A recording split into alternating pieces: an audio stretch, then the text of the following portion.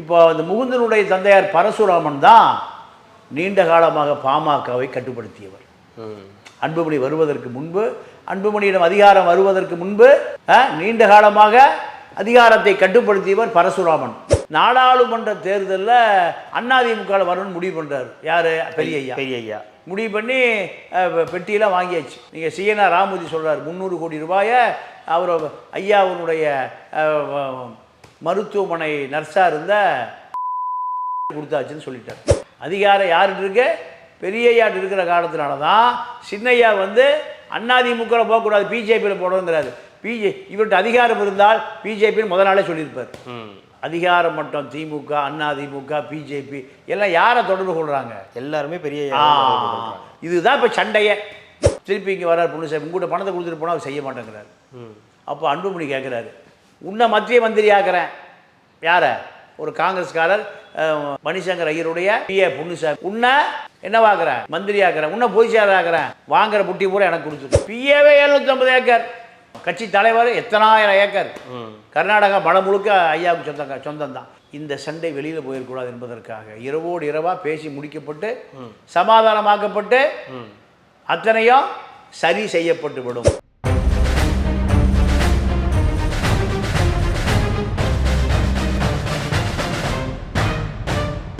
ரெட்ரோலுக்ஸ் நெஞ்சங்களுக்கு வணக்கம். நான் உங்கள் கார்த்திக். இன்றைய பொலிட்டிக்கல் பல்ஸ் நிகழ்ச்சியில் நம்மோடு இணைந்திருப்பவர் மூத்த பத்திரிகையாளர் திரு தமிழா பாண்டியன் அவர்கள். வணக்கம் சார். வணக்கம். ஒரு பரபரப்பான செய்தி அப்படின்னா, இன்றைய தினம் நடந்த பாட்டாளி மக்கள் கட்சியினுடைய புத்தாண்டு விழா அப்படின்றது புதுச்சேரியில் நடந்தது. இந்த புதுச்சேரியில் எல்லாம் நிறைய பேசியிருந்தாங்க.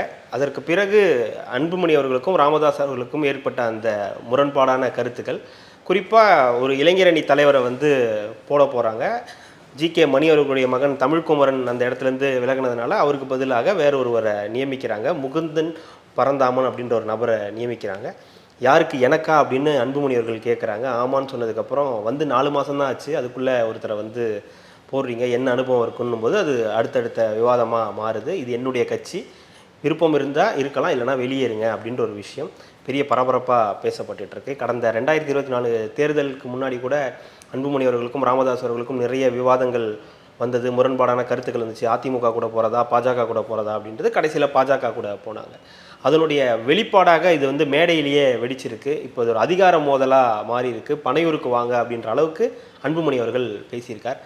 என்ன நடக்குது, என்ன நடந்தது அப்படின்னு கொஞ்சம் விளக்கமாக சொல்லுங்கள் சார். இந்த முகுந்தன் ராமதாசனுடைய முதல் மகள் காந்திமதியினுடைய மகன், ராமதாசனுடைய பேரன். இவரை பாட்டாளி மக்கள் கட்சியுடைய இளைஞரணி தலைவராக நியமிக்க வேண்டும் என்பது ராமதாசுடைய விருப்பம். அன்புமணியுடைய விருப்பம் என்னன்னா, ராமதாசனுடைய கடைசி மகள் கவிதா அன்புமணியினுடைய சகோதரியின் மகளின் கணவர் பாமக முன்னாள் ரயில்வே இணையமைச்சர் மூர்த்தியின் மகன்.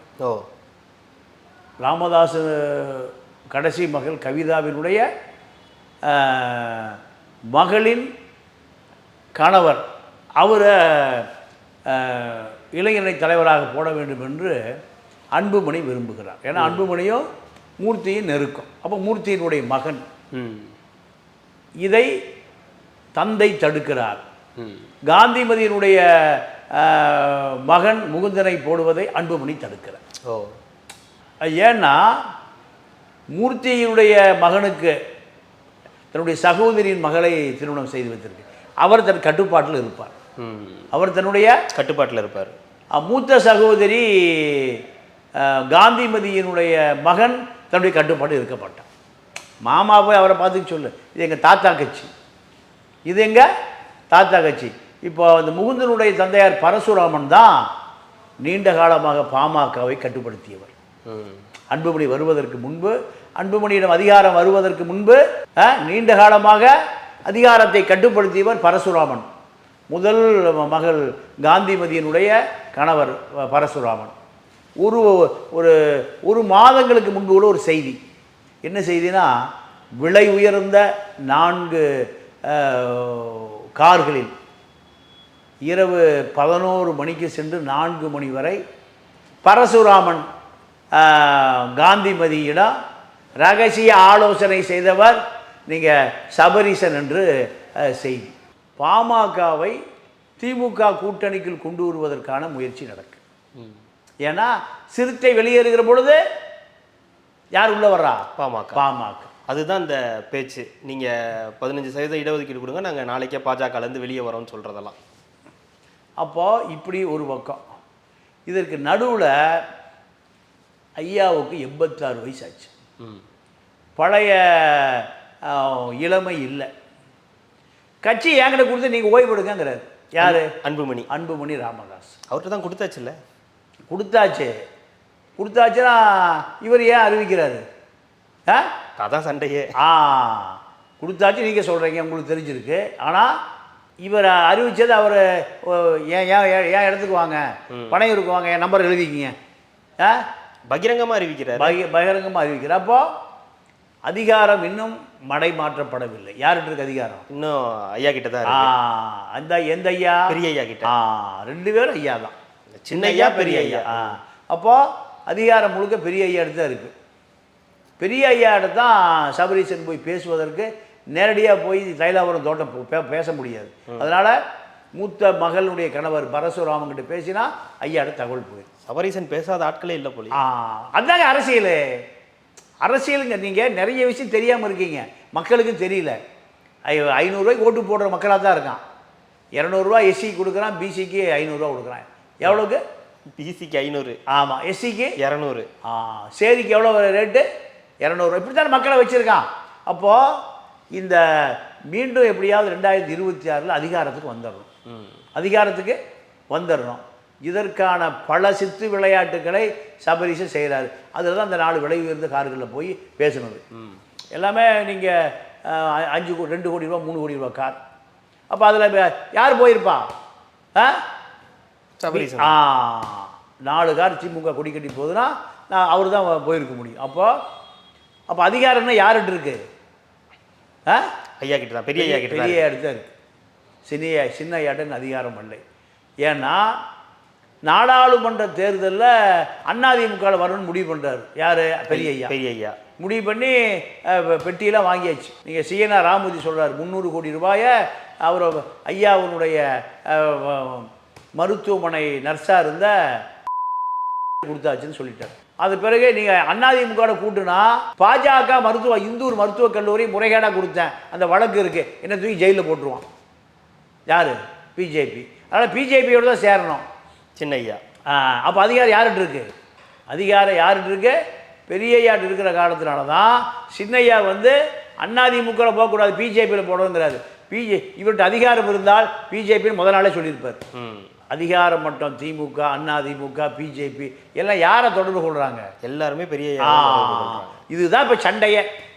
உனக்கு உதவியா இன்னொரு பேரன் வருவான். உனக்கு நீ மகன், உனக்கு உதவியா ஒரு பேரன் வர்றான். எனக்கு பேரன் ஏன் சொன்னபடி கேட்க மாட்டான். அதுதான் ஒரு சண்டையே. இல்லை, அதில் அது பேசும்போது அவர் பேரை சொன்னோடனே குடும்பத்திலேருந்து இன்னொன்னா அப்படின்றாரு அன்புமணி அவர்கள். இப்போ எல்லாருமே குடும்பத்திலேருந்து இருக்கிறவங்க தானே. ஆமாம். இவ்வளோ நாள் பரசுராமன் தான் ஒட்டுமொத்த பாமகவை அதிகாரம் பண்ணார். அப்போ அன்புமணிக்கு தெரியலையா? 2024 தேர்தலில் அவங்க மனைவி தானே போட்டிட்டாங்க. யார் மனைவி? அன்புமணி அவர்களின் மனைவி சௌமியா தான் போட்டிட்டாங்க. அப்போ அது குடும்பம் தெரியலையா? அப்போ புதுசாக சொல்கிறாரு. அப்போ அதாங்க, தனக்கு வந்தால் அது தக்காளி ரத்தம், அடுத்தவனுக்கு வந்தால் தக்காளி சட்னி. அப்போ இதில் என்ன நடந்ததுன்னா 2008 பாமகவுடைய சிதம்பரம் நாடாளுமன்ற உறுப்பினர் தலித் எழில்மலை சுகாதாரத்துறை அமைச்சர். அது தனித்துறை. இந்தியாவில் இருக்கிற எல்லா மருந்து கம்பெனிகளுக்கும் அவங்க தான் லைசன்ஸ் கொடுக்கணும். பல ஆயிரம் கோடி பொட்டி கைமாறு. அப்போ பொன்னுசாமின்னு மணிசங்கர் ஐயருடைய ஒரு பிஏ, ஒரு காங்கிரஸ்காரர், ஒரு மருந்து கம்பெனி லைசன்ஸுக்காக தரகு வேலைக்கு போகிறார். அன்புமணிகிட்ட பொட்டியை கொடுத்துட்டு தலித் எழில்மலைகிட்ட போகிறார். தலித் மலை அப்போ யார்? மந்திரி, சுகாதாரத்துறை மந்திரி. பொட்டி எங்கே கொடுத்தாச்சு? அன்புமணிகிட்ட கொடுத்தாச்சு, சென்னையில். டெல்லி போகிறாரு. டெல்லி போனால் தலித் எழில்மலை செய்ய மறுக்கிறார். நீ அவர்கிட்ட பொட்டி கொடுத்தீங்களா, அங்கேயே போய் வாங்கி போ. இதுதான் அரசியல். மாநில அரசியல், மத்திய அரசியல், உள்நாட்டு வெளிநாட்டு அரசியல் பூராமே இதுதான். என்ன அரசியல்? ஒட்டி அரசியல் தான். அப்போது திருப்பி இங்கே வர்றார் பொன்னுசாமி, உங்கள்கிட்ட பணத்தை கொடுத்துட்டு போனால் அவர் செய்ய மாட்டேங்கிறார். அப்போ அன்புமணி கேட்குறாரு, உன்னை மத்திய மந்திரி ஆக்குறேன். யாரை? ஒரு காங்கிரஸ்காரர் மணிசங்கர் ஐயருடைய பிஏ பொன்னுசாமி. உன்னை என்னவாக்குறேன்? மந்திரி ஆக்குறேன். உன்னை பொதுச் செயலர் ஆக்குறேன். வாங்குற புட்டி பூரா எனக்கு கொடுத்துரு. 98 99 தேர்தலில் ஒரே வாரத்தில் ஒரே மாதத்தில் தலித் எழில்மலை விரட்டப்படுகிறார். இன்னொரு தலித் பொன்னுசாமி கட்சியினுடைய பொதுச் செயலாளர். எவ்வளோ நாளில்? ஒரு மாதத்துக்குள்ள. இப்போ 4 மாதம் சொல்கிறாருல அன்புமணி. மூந்தருக்கு 4 மாதம் என்ன தெரியுங்கிறார்ல. ஒரே மாதத்தில் ஒருவர் கட்சியினுடைய பொதுச் செயலாளர் மாறுகிறார். சிதம்பரம் நாடாளுமன்ற தொகுதி வேட்பாளர் இவருக்கு இல்லை. யாருக்கு? தலித் எழில்மலைக்கு இல்லை. இல்லை, அவர் விரட்டப்படுகிறார். ஒரே மாதத்தில் பொதுச் செயலாளர், நாடாளுமன்ற உறுப்பினர், எம்பி, மத்திய அமைச்சர். யாருக்கு? பொன்னுசாமிக்கு. தலித் எழில்மலையுடைய மகள் கரோலினா, அந்த அம்மா ராமதாஸ் செத்து போயிட்டாருன்னு மெட்ராஸ் சிட்டி கூட போஸ்ட் அடிச்சு ஓடிச்சு. நான் அந்த போஸ்டெல்லாம் பார்த்தேன். நான் சொல்லுகிற தகவல் காது ஒளி செய்தி கத்திரிக்காயெல்லாம் இல்லை, பார்த்தது, நேரடியாக பார்த்தது. ஏன்னா அவர் முன்னாள் இராணுவத்தில் ஒரு தபால்காரர். யார்? தலித் எழில்மலை பஸ்வானோட தொடர்புடையவர். ஒரு தலித் வேணும் என்பதற்காக அந்த கட்சியில் அவருக்கு பொதுச் செயலாளராக்கி மத்திய மந்திரி ஆக்கினாங்க. இதுதான் நடந்தது. அப்போது இது பாமகவில் மட்டும் இல்லை, திமுகவிலையும் உண்டு. நீங்கள் லேகியம் விற்று கொண்டிருந்த ஜெயதுரை தூத்துக்குடி நாடாளுமன்ற உறுப்பினர் ஆக்கப்பட்டார். என்ன ஆக்கப்பட்டார்? கட்சிக்கே சம்மந்தம் இல்லை. ரித்தீஷன் ஒருத்தர் நிறைய சினிமா எடுப்பார், இப்போ கோடம்பாக்கம் போல போஸ்ட் அடிச்சு விட்டுவார். அவர் நாடாளுமன்ற உறுப்பினர் ஆக்கப்பட்டார். அவரோட சீனியர்லாம் எங்கே இருக்கான்? கட்சியில் நிறைய பேர் இருக்கான். உறுப்பினராக மட்டுமே இருப்பாங்க. 1 மாதம் 2 மாதத்தில் ஒட்டியை கொண்டு கொடுத்தான். கொடுக்க வேண்டிய இடத்துல திமுகவில் உடனே நாடாளுமன்ற உறுப்பினர். மக்கள் முட்டா பைய போல ஓட்டு போட்டுருவான். ஆப்பிரிக்காவிலேருந்து ஒருத்தர் கொண்டு வந்து வந்தால் ஆப்பிரிக்காவுடைய திமுக ஆப்பிரிக்கா காங்கிரஸ் தலைவர்னா இந்த பையவரை குத்திடுவான். ஏடா நீக்கிற மாதிரி இருக்கானே, யோ பணம் கொடுத்தாச்சியா போட்டியா, இந்த பையவரை அப்படி தான். இந்த இந்த முட்டாள்கள் இருக்கிறார்கள், அயோக்கியர்கள் ஆட்சிக்கு போகிறார்கள் தந்தை பெரியார் சொன்னார். அதே காரணம் இன்றைக்கி நடக்குது. நீயே கட்சி நடத்தியா போயா, எனக்கு ஒன்றும் வேண்டாம். நீங்கள் இல்லை விலகிடு அப்படின்றாரு. விலகிடுங்க, நான் சொல்கிறது தான் இங்கே விலகிடுங்க. ஆமாம், இப்போ வீட்டில் பஞ்சாயத்து நடந்துட்டுருக்கு. எல்லாம் ஒன்றா போய் மண்ணா போய் காலையிலலாம் சரியாக போய் காலை சரியாயிடும். அவ்வளோதான். மக்களுக்கு தாங்க அதிகாரம் இல்லை. பனையூருக்கு வாங்க, அப்போ புது கட்சி ஆரம்பிக்கிறப்ப. ஆமாம், புது கட்சி பழைய கட்சிக்கே டெபாசிட் போய் கிடக்கு. பழைய கட்சிக்கே நீங்கள் ராமதாஸுக்கு பிறகு அத்தனை பேர் வேல்முருகன் வீட்டுக்கு போயிடுவான். எங்கே? வேல்முருகன் வீட்டுக்கு போயிடுவான். அன்புமணியும் கார் டிரைவர் தான் இருக்கணும். இதான் இதில் எங்கே போய் பனையூர் வர்றது. அதில் ஒரு ஆள், ஒரு பழைய முன்னாள் தலைவர், இவர் என் நம்பர் எழுதிக்கிறோன்னே டக்குன்னு பேனா எடுக்கிறார். நாளை காலை முதல் அவர் தான் உட்காந்துருப்பார். பேராசிரியர் தீரன் பேனா எடுத்து ஏதோ கிழிச்சிக்கிறார். அவர் சொன்ன முழு நம்பர் எழுதலை, சும்மா ஏதோ எழுதிட்டு சோல் வச்சுக்கிறார். நான் தாயா முதல் நம்பர் எழுதினேன், டிவிலேயே பார்த்துருக்கியா? அவர் சொன்ன எல்லா முழு நம்பர் எழுதலை, நம்பர் சொல்லி முடிக்கிறக்குள்ளே கிழிச்சிட்டு ஜோல் வச்சுக்கிட்டார். அப்போது இப்படி தான் அரசியல் போய்கொண்டு இருக்குது. திமுகவில் பச்சைமுத்து நாடாளுமன்ற உறுப்பினர் ஆனார். பெரும் கோடீஸ்வரன். அவருக்கு எந்த அரசியல் இருக்குது, எந்த அரசியல் தெரியும் அவருக்கு? பாமக மட்டுமல்ல, திமுகவும் அப்படிதான். அண்ணாதிமுக சசிகலா காலில் விழுந்தா அவன் மந்திரி, சசிகலா காலில் விழுந்தா நாடாளுமன்ற உறுப்பினர். இப்படி தான். இல்லை, இவ்வளோ வெளிப்படையாக இப்படி பேசிக்கிறாங்க இல்லையா? இப்படி ஒரு முரண்பாடு இருக்குது, அதிகார மையம் யார்கிட்ட இருக்கணுன்றது இல்லையா? இது எப்படி வெளியே போகும்னு கேட்குறேன். இப்போ அவங்களுக்குள்ளேயே நிர்வாகிகளுக்குள்ளேயே ஒரு குழப்பம் வந்திருக்குல்ல. இப்போ ஐயாவை பெரிய ஐயா சப்போர்ட் பண்ணுறதா, சின்ன ஐயாவை சப்போர்ட் பண்ணுறதான்னு ஒரு பிரச்சனை வந்திருக்கும். அவர் காரை வேற மறித்து கோஷம் போட்டிருக்காங்க, அன்புமணி வாழ்க அன்புமணி வாழ்கன்னு கோஷம் வேற போட்டிருக்காங்க. சார், அன்புமணி வாழ்கன்னு அப்போ ராமதாஸ் ஒழிகன்னு அர்த்தம். ஆமாம். அப்போது இதெல்லாம் ராத்திரியில் சமாதானம் ஆகி காலையில் அப்பா அம்மானு ஒன்றா போஸ் கொடுப்பாங்க. ஏன்னா குடும்பம் பூரா ஒன்றா உட்காந்துரும். பல ஆயிரம் பல லட்சம் கோடி இருக்குது. இதுக்கு பாதுகாப்பாக என்ன வேணும்? அரசியல் வேணும். நீங்கள் ஏற்காடில் 750 ஏக்கரா எஸ்டேட் வாங்குகிறாங்க. எஸ்டேட் வாங்கும்போது எதிர்த்தாப்பில் ரோட்டுக்கு இந்த பக்கம் 750 ஏக்கரா, அந்த பக்கம் 750 ஏக்கரா. அந்த எஸ்டேட் யாருன்னு கேட்குறாங்க. டாக்டர் தமிழ்ச்செல்வன். டாக்டர் தமிழ்ச்செல்வனா? எங்கே இருக்கார் அவர்? தருமபுரியில் இருக்கார். ஓஹோ. உடனே மாவட்ட செயலர் கூப்பிட்டு அந்த டாக்டர் கூட்டிகிட்டு உடனே வந்துரு. அன்புமணியினுடைய பிஏ எங்கே? டெல்லியில். பிஏவே 750 ஏக்கரை வாங்கியிருக்காருனா மந்திரி எத்தனாயிரம் ஏக்கரை வாங்கியிருப்பார். அரை மணி நேரத்தில் அவர் ஏற்காடுக்கு கடத்தி வரப்பட்டார், விரட்டப்பட்டார், அடிக்கப்பட்டார், உதைக்கப்பட்டார். 750 ஏக்கர் எழுதி வாங்கியாச்சு. அப்போ 750 கரை பண்ண போனது எவ்வளோ ஆச்சு? 1500 ஏக்கர் ஆகிப்போச்சு. இங்கே அன்புமணி எப்போ எலெக்ஷன்னாலும் பாருங்கள், சுயேட்சை ஒரு வேட்பாளர் இருப்பார், டாக்டர் தமிழரசன். நீங்கள் எப்போ பார்த்தா நீங்கள் அந்த லிஸ்ட் எடுத்து பார்த்தீங்கன்னா தெரியும். எப்படினாலும் அவர் ஒரு 8000 10,000 பிரிப்பார். அன்புமணி தோக்கறதுக்கு அது ஒரு காரணம். அப்போது பிஏவே 750 ஏக்கர், கட்சி தலைவர் எத்தனாயிரம் ஏக்கர், கர்நாடகா மழை முழுக்க ஐயாவுக்கு சொந்தம் தான். இந்த சண்டை வெளியில் போயிடக்கூடாது என்பதற்காக இரவோடு இரவாக பேசி முடிக்கப்பட்டு சமாதானமாக்கப்பட்டு அத்தனையும் சரி செய்யப்பட்டு விடும். ஏன்னா இதில் பாஜக எதுவும் இது இல்லை, பாஜகவும் இல்லை, அதிமுகவும் இல்லை, திமுகவும் இல்லை, விடுதலை சிறுத்தையும் இல்லை, சீமானும் இல்லை, விஜயும் இல்லை, யாரும் இல்லை. இது அப்பாவுக்கு பின்னாடி முழு அதிகாரம் என்கிட்ட வரணும்னு நினைக்கிறார் அன்புமணி. நீங்கள் காந்திமதி மகனுக்கு மாநில தலைவர்னா அவர் கட்சி உடைப்பார். உனக்கு உங்கள் அப்பாவுடைய கட்சினா எங்கள் அம்மாவுடைய அப்பா அவர். ஆமாம். இப்போ கனிமொழி என்ன சொல்லுது, எப்படி நீ முதலமைச்சராக இருக்க முடியும்? நானும் சில காலம் முதலமைச்சராக இருக்கணும்.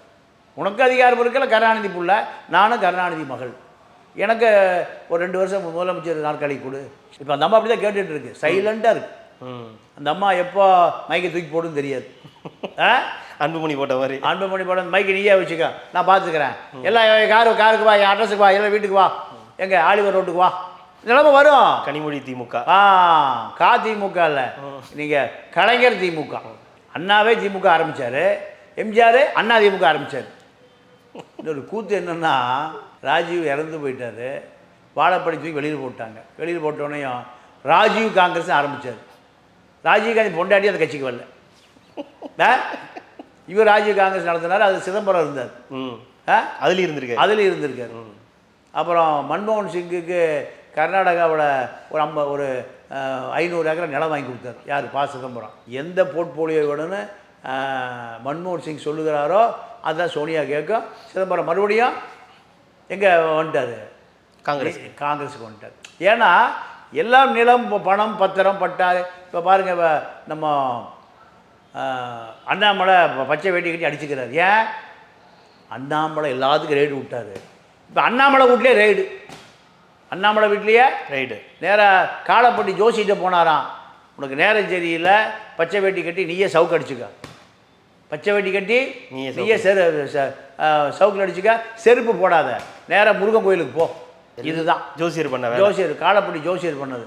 காலப்பட்டி ஜோசியர் சொன்னது நம்ம ஞானசேகரனுக்கு கரெக்டாக வீடியோ வந்தது, காலத்தில் இறங்கிட்டார், இம்ப்ளிமெண்ட் பண்ணிட்டார். எப்படியோ அதை காலப்பட்டி ஜோசியர் சொன்னதை தனியாக செய்ய முடியல. பச்சை வேட்டி கட்டி சாட்டையில் அடிச்சுக்கோ, எல்லா கிரகம் தீர்ந்து போயிடும், செருப்பே போடாமல் முருகன் கோயிலுக்கு போ. ஆட்சி அண்ணாமலை இருக்கிற அதிகாரமெல்லாம் பிடுங்கப்படுது, அண்ணாமலை காசெல்லாம் பறிக்கப்படுது. அமித்ஷா பார்க்குற கிளம்பி போகிறார், எங்கே? அகமதாபாத் போகிறாரு. ஓடியே போயிரு, நீ வராத, அதிமுக கூட்டணியை கெடுத்து இப்போ 16 11 தான் இப்போ பிஜேபி நிற்கிது. இதுக்கு நீ ஒரு காரணம். 11 வந்திருந்தா கூட 16 சமாளிச்சிருக்கலாம்ல. 11 சமாளிக்க முடியாது, 16 சமாளிக்க முடியாது, ஆந்திராவையும் சமாளிக்கணும், பீகாரையும் சமாளிக்கணும். இதுக்கு நீ தான் காரணம், ஓடு. இப்போ அதை பச்சை வேட்டி கட்டி சாட்டையில் அடிச்சுட்டு முருகா என் பதவியை காப்பாற்றுறாங்கிறார். இப்போது இதுதான் அன்புமணி விஷயத்தை பொறுத்த வரைக்கும். மைக்கை ஏன் தூக்கி போடாதுன்னா, அதிகாரம் தன்னை விட்டு போய்விடக்கூடாது. ஏன்னா முகுந்தன் வந்தார்னா முகுந்தனுக்கு அதிகமான அதிகாரங்களை யார் கொடுப்பா? தாத்தா கொடுப்பார்ல. ஆமாம். இப்போ கலைஞர் கருணாநிதி இருந்திருந்தா உதயநிதிக்கு இன்னும் அதிகாரம் வந்திருக்கு. அதே தான் பதவி. ஏன் வைகோ தூக்கி திமுக தூக்கி வீசுகிறாங்க? ஸ்டாலினுக்கு எதிர்காலத்தில் பிரச்சனை வந்து விடக்கூடாது. தூக்கி வீசுறதுனால தான் 93 தூக்கி வீசுறதுனால தான் 21 முதலமைச்சராக முடிஞ்சது. இல்லைன்னா வைகோ அவரும் சரிசமான போட்டி களத்தில் இருப்பாங்க. அதனால தான் இப்போ அவர் திருப்பி அவர் பையனோட வந்து சேர்ந்துருக்காரு. ராமதாஸ் பொறுத்த வரைக்கும் ராமதாஸ் இப்போது அதிமுகவோடு கூட்டணி வைக்கணும்னு விரும்புகிறார். ஆனால் அவர் ஏற்கனவே விரும்பினது தானே. இரவில் விரும்புகிறார், காலையில் மாறுது. இப்போ அதே போல் வர்றது சட்டமன்ற கூட்டத்தொடரில் சிறுத்தை அதிமுக கூட்டணிக்கு வருவதற்கு முன்பே நம்ம போய் சேர்ந்தோம்னு நினைக்கிறாரு. ஆனால் இவர் பிஜேபியோட போகணும் இல்லை திமுகவோட போகணும் விரும்புகிறார்.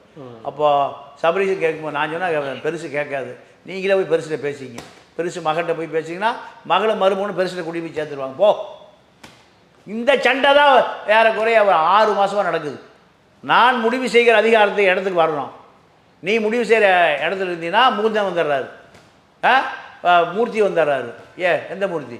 ஏகே மூர்த்தி பையன் வந்துடுறாரு. அப்போது என்னுடைய அதிகாரம் வலுவிழந்து போகுது. எல்லோரும் என் வீட்டுக்குள்ள வரணும் கூட்டணி முடிவு பண்ணுறக்கு, உன் வீட்டுக்கு வராங்கன்னா அப்போ நீ இன்னும் அதிகாரத்தோடு இருக்கிறாய். இந்த அதிகாரத்தை கொடுத்துட்டு நீ ஓய்வெடுக்கிறார். கருணாநிதி நீங்கள் 95 வயசு, நினைவெல்லாம் தப்பிருச்சு, இங்கெல்லாம் இது போட்டாங்க, குழாய் போட்டாங்க, அதில் புழுவெல்லாம் வச்சிருச்சு. இருந்தாலும் அவர் தான் தலைவர். ஆமாம், ஸ்டாலின செயல் தலைவர், அவர் செயல்படாத தலைவர். இதுதான் பதவிங்கிறது. செத்து போன பிறகு சிவலோக பதவி. என்ன பதவி? சிவலோக பதவி. பதவி இல்லாமல் திராவிட இயக்கம் இருக்கவே முடியாது. பெரியார் பேரை சொல்கிறாங்க, பெரியார் அவரே பாவம் கடைசி காலத்தில் இந்த திராவிட ஆட்சியாளர்கள் பெரியாருக்கு செய்த துரோகம் கொஞ்சம் நஞ்சம் இல்லை. அதனால் இப்போ அதே கதை தான் திராவிட இயக்கத்தில் நடக்கிற சண்டை தான் அன்புமணி குடும்பத்துலேயும் நடக்குது. இதனுடைய வெளிப்பாடு தான். மைக்கை தூக்கி வச்சுட்டு எல்லாம் பனையூர்வா பார்த்துக்கலான்னு போயிட்டார். ஏற்கனவே பனையூரில் ஒருத்தர் இருக்காரு. ஆமாம், அவருக்கு போட்டி எதுவும் வந்துட போகிறார். அவருக்கு போட்டியாக எதுவும் ஆரம்பிக்க இல்லைங்க. பனையூர் பூரா ஈஸியாக இருக்கக்கூடிய அத்தனை விலை உயர்ந்த பங்களாக்களும், விலை உயர்ந்த கார்களும், விலை உயர்ந்த கட்சிகளும் உள்ள தலைவர்கள் வசிக்கிற ஏரியா தான் பனையூர். மிக்க மகிழ்ச்சி சார். இவ்வளோ நேரம் உங்களுடைய நேரத்தை ஒதுக்கி எங்களுக்காக பல்வேறு தகவல்களை பகிர்ந்தமைக்கு ரெட்டல் சார்பாக மிக்க நன்றி. நன்றி, வணக்கம்.